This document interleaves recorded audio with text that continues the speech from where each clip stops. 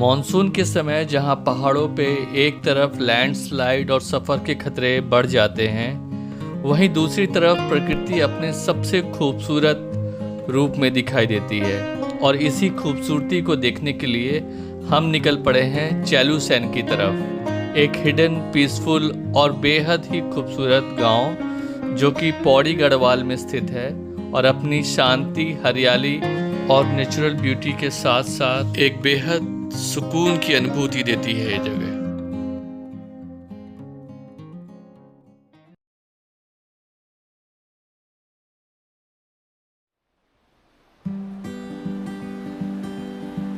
मैदावन की एक यादगार और खूबसूरत सफ़र के बाद दिल में एक इच्छा थी कि पहाड़ों की एक ऐसी ऑफबीट और हिडन लोकेशन को एक्सप्लोर किया जाए जहां शांति भी हो और प्रकृति अपने असली रूप में दिखाई दे। और इसी ख्वाहिश के साथ हमने अपने एक नए सफ़र की शुरुआत की और हम निकल पड़े उत्तराखंड के पौड़ी गढ़वाल स्थित एक छोटे से गांव चैलुसैन की तरफ। कालागढ़ टाइगर रिजर्व होते हुए हम फाइनली अब पहुंच गए डूगड्डा मेन मार्केट की ओर। डूगड्डा जो कि कोटद्वार के बाद पहाड़ों के बीच एक छोटा लेकिन काफ़ी इम्पोर्टेंट जंक्शन पॉइंट है। दिल्ली से चैलुसैन का सफ़र लगभग 280 किलोमीटर्स का है, जिसके लिए लगभग 7 आवर्स का समय लगता है। डूगड्डा एक इम्पोर्टेंट जंक्शन पॉइंट है जहां से पौड़ी, श्रीनगर, लैंसडाउन और ऋषिकेश के लिए रास्ते निकलते हैं। और इस रूट पे नियरेस्ट रेलवे स्टेशन कोटद्वार है। राइट साइड से जाता हुआ रास्ता गुमखार, लैंसडाउन और पौड़ी को कनेक्ट करता है और वहीं लेफ्ट साइड से जाता हुआ ये रास्ता मोहनचट्टी होते हुए ऋषिकेश को कनेक्ट करता है। एक छोटे से टी ब्रेक के बाद हम निकल गए चैलुसैन के लिए।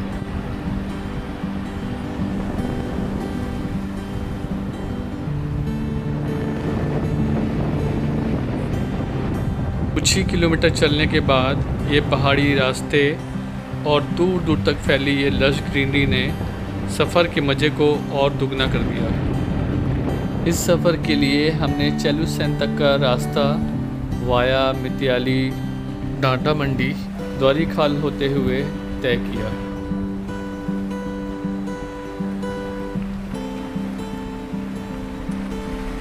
ये खूबसूरत रास्ते और हमारी डेस्टिनेशन दोनों ही मेरे लिए नए थे और शायद इसीलिए इस सफ़र में और भी ज़्यादा मज़ा आ रहा था। ये मॉनसून का ही जादू था कि पूरे रास्ते हरियाली ही हरियाली दिख रही थी। जहाँ जहाँ भी नज़र जा रही थी, हर जगह केवल हरियाली और उसके साथ साथ एक नई चमक सी दिख रही थी।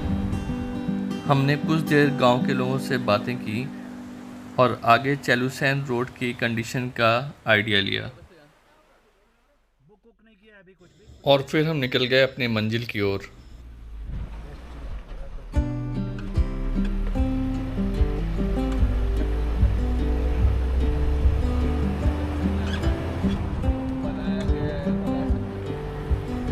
मौसम को देख के अब ये लग रहा था कि जल्दी ही बरसात शुरू होने वाली है और हम भी बरसात का ही बेसब्री से इंतज़ार कर रहे थे, क्योंकि बिना बरसात के मॉनसून ट्रिप का मज़ा अधूरा रह जाता।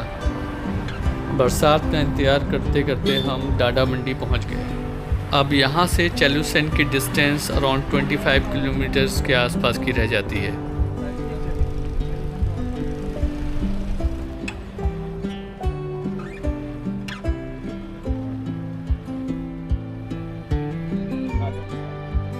फाइनली बारिश की कुछ बूंदें गिरने लगीं और हमने उन्हें एंजॉय करते हुए रास्ते के किनारे एक छोटा सा ब्रेक ले लिया।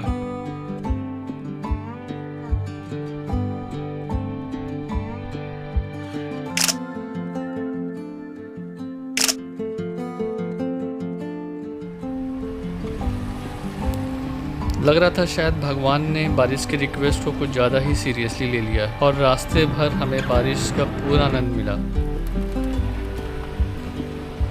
आगे से हमने लेफ़्ट लिया और हम कनेक्ट हो गए गुमखाल सिलोगी ऋषिकेश रूट पे।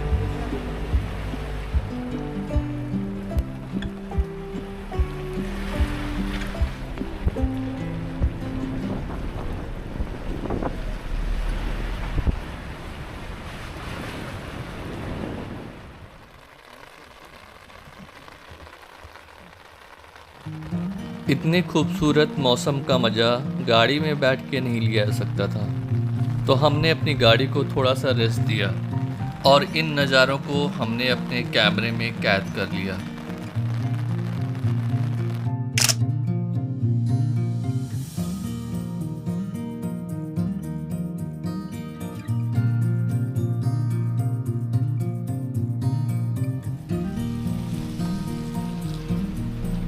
इस खूबसूरत मौसम और इन रास्तों के साथ अब हम अपने मंजिल की ओर पहुंचने ही वाले थे।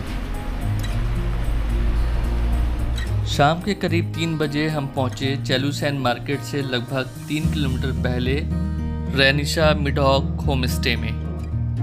स्टे के लिए मेरी पहली पसंद हमेशा होम स्टे रहती है, जहां घर जैसा खाना और कहीं ना कहीं उस जगह की लोकल वाइब को फील करने का असली मज़ा होम स्टे में ही मिलता है।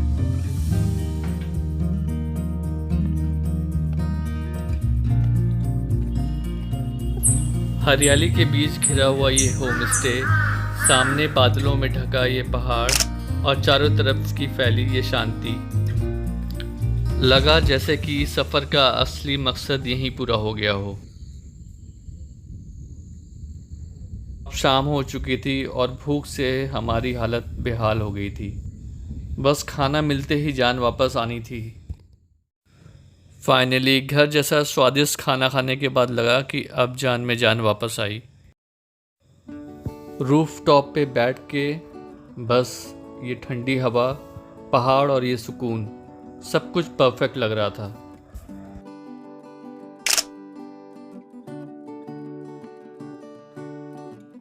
ये जगह लगभग 1800 मीटर एल्टीट्यूड पे है।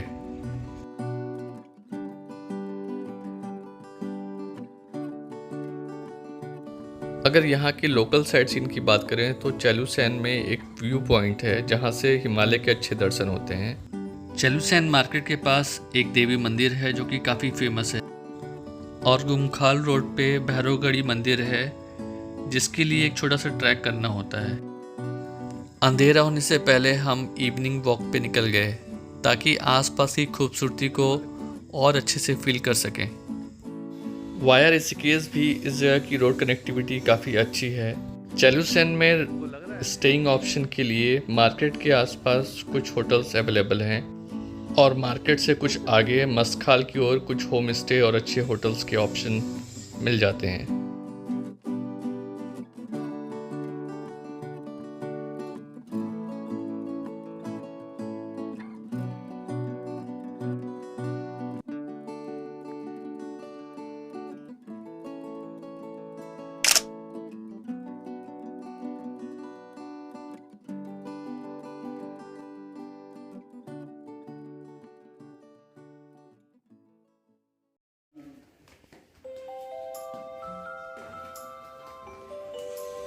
शाम ढल चुकी थी और रात के लगभग 8 बज रहे थे और अब डिनर का वक्त था।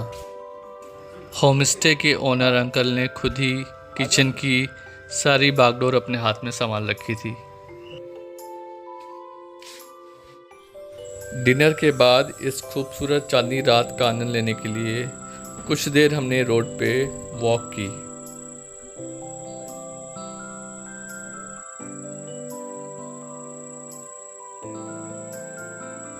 अब समय हो गया था थोड़ा आराम करने का।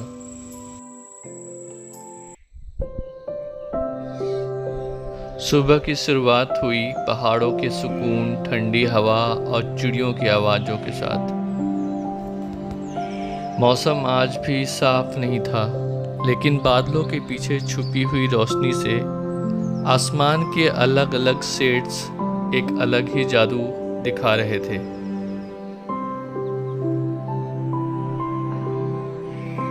एक हिमालय प्रेमी के लिए इससे खूबसूरत सुबह की शुरुआत और क्या हो सकती थी।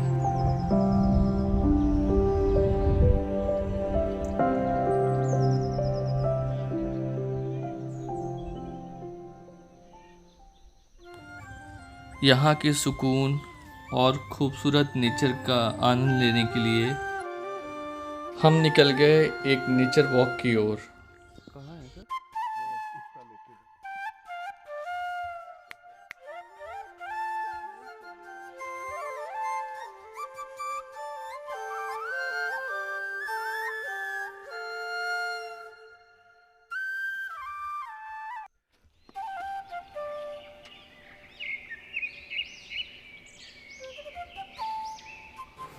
इस छोटी सी वॉक पे आकर के मैंने महसूस किया कि शायद मैं इसी ऑफबीट लोकेशन के तलाश में था, जहाँ प्रकृति के सारे रंग दिखें और साथ में हो बिल्कुल खामोशी और शांति।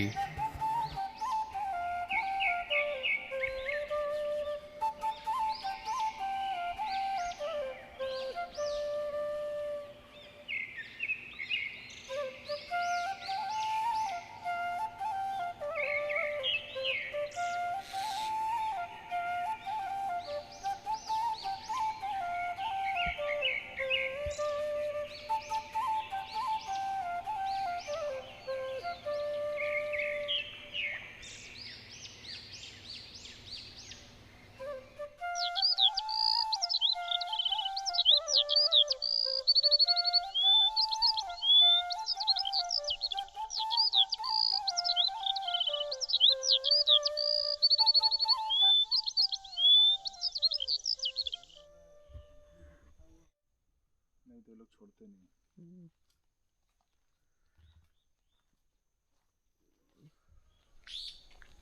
प्रकृति के इतने करीब बिताए हुए कुछ पलों ने मुझे ये महसूस कराया, हर जगह को मशहूर होने की ज़रूरत नहीं होती। कुछ जगह अपनी खामोशी और प्रकृति के सुकून से भी यादगार बन जाती हैं।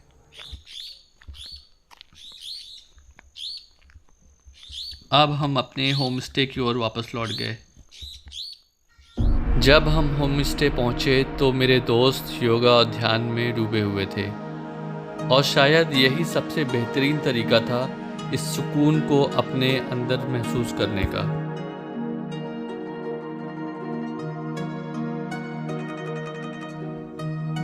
ये मंजर देखकर मुझे भी लगा जैसे मैं अपने अंदर एक नई इंस्पिरेशन महसूस कर रहा हूँ। अब ब्रेकफास्ट करके हम रेडी हो गए चेकआउट करने के लिए।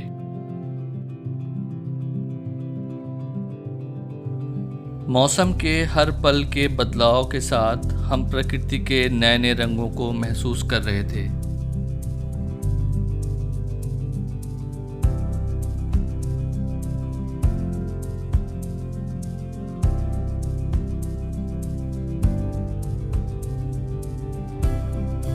घर लौटने से पहले हमने यहाँ के खेत से कुछ सब्जियाँ अपने लिए ले ली।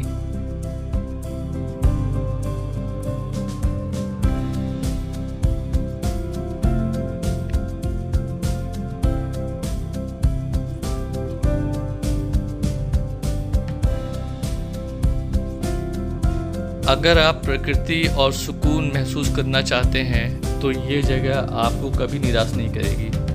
साथ ही आप इस ट्रिप को नियर बाई प्लेसेस जैसे गुमखा, लैंसडाउन और जिम कॉर्बेट वेस्टर्न जोन के साथ क्लब कर सकते हैं।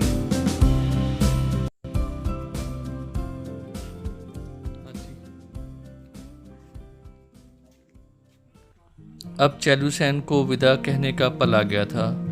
साथ ही हमने वादा किया कि हम जल्दी ही वापस लौटेंगे। यात्रा की एक नई उम्मीद के साथ मिलते हैं एक नए सफ़र में, एक नए मंजर के साथ।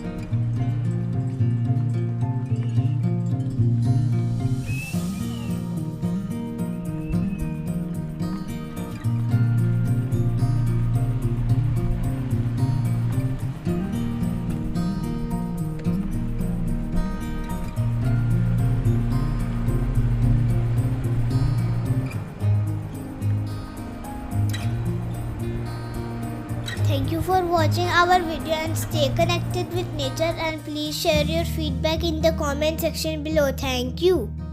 Hope you like the video. Bye bye.